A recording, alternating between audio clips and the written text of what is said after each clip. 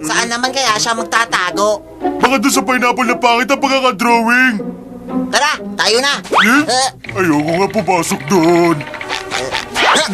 Kaya mo yan, Patrick. Sasamahan kita. Dahan-dahan. Okay, ayan, malapit na tayo.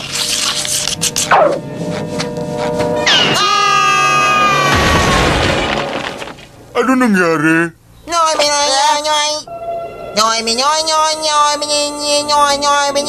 Patrick, tulungan mo ako makaakyat. Hindi ba pwedeng dito na lang tayo kung saan ligtas? Hindi pwede. Dahil ako lumikha sa kanya, kaya kailangan ko siyang pigilan.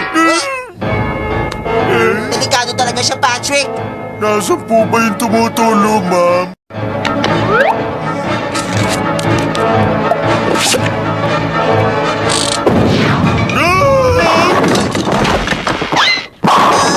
Okay ka lang, Patrick? Strike!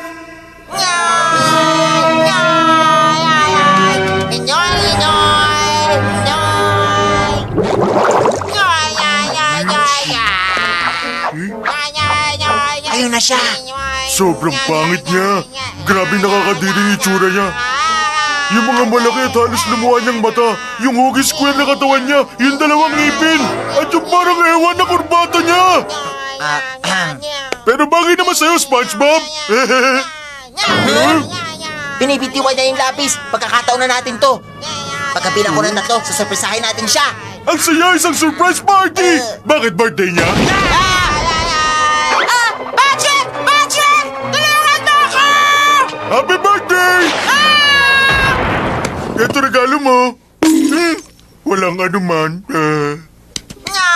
Huwag kang kikilos, Doodle. Ako ang nagbigay buhay sa'yo, kaya kailangan na ako din ang tumapos sa'yo ngayon. Handa ka na bang magpaalam?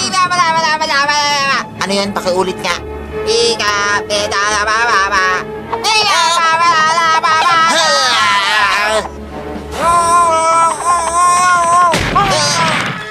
Diyan ka lang, Doodle, para to sa ikabubuti mo. Yan ang dapat sa'yo. Ayan, tanggapin mo yan. At ito pa, ito pa, ito pa, ito pa.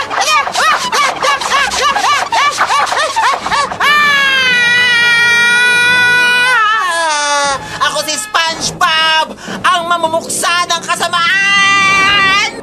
Sobra ka naman, para sa drawing lang. Sa wakas, tapos na ang problema natin, no, Patrick? Oo nga, tama ka.